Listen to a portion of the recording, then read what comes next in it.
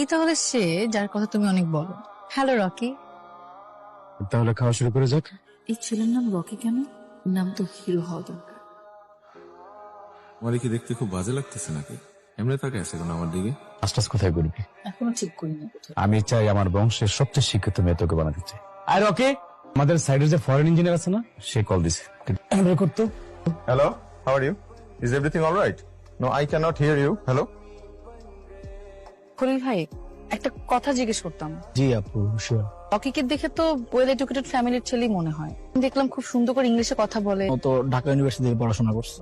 চলেই ঢাকা ইউনিভার্সিটি থেকে পড়াশোনা করার পরে আমাদের এই এলাকার কলেজেও প্রভাষক ছিল। পলিটিক্স আসলো কিভাবে? আমার তো হিসাব মিলছে না।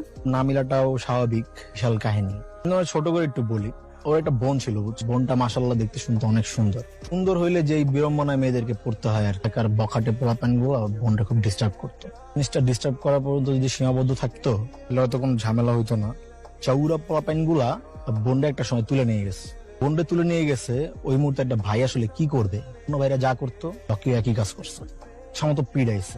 রকি আসলে অনেক ঝুট ঝামেলায় পড়ে গেছে। তাহলে থেকে রকিরে তোমার আব্বা আর কি আমাদের জামশেদ ভাই বের করছে না, বোনটা তুলে নিয়ে গেছে, এলাকায় একটা বদনাম ছড়াই গেছে, বুঝছো? কারণ ওর বিয়ে হচ্ছিল না। জামশেদ ভাই কানাডার একটা ভালো ছেলে দেখে রকির বোনের বিয়ে দিয়ে কানাডা পাঠাই দিচ্ছে। এই ঘটনাটা স্পেশালি রকিরে অনেক আবেগপ্রবণ করে ফেলছে, বুঝছো? তারপর থেকেই রকি তোমার বাবার প্রতি অন্ধবিশ্বাসে জড়াই গেছে। রকির ব্যাপারে জিজ্ঞেস করেছি, এটা তুমি কাউকে বলবে না। আর রকিকে তো একদমই বলবে না, ঠিক আছে? বাবা একটু শাওয়ার নিচ্ছে, আসতে লেট হবে। ঠিক আছে, আমি বাইরে দাঁড়াইতেছি। গার্লফ্রেন্ড আছে? তোমার বাবার গার্লফ্রেন্ড আছে কিনা সেটা আমার কেন জিজ্ঞেস করতেছিস? তোমার? আমার নাই। Very good. যদি থাকতো তোমাদের রিলেশনশিপ কন্টিনিউ করার কোনো অপশনই থাকতো না, বুঝতে পারছো? কারণ আমি ওই অশান্তি দিয়ে মেরে ফেলতাম। কি বলতেছো তুমি? তোমার কথা বুঝতেছি না। বুঝতে পারতেছো না? এত কিছু তো বোঝা লাগবে না। আমি তো কোনো প্রশ্নপত্র না যে আমাকে পড়ে তুমি পরীক্ষা দিয়ে পাশ করবা। তো তুমি আমার কাছে পরীক্ষা ছাড়াই পাশ হয়ে গেছো, যাকে বলে অটো পাস।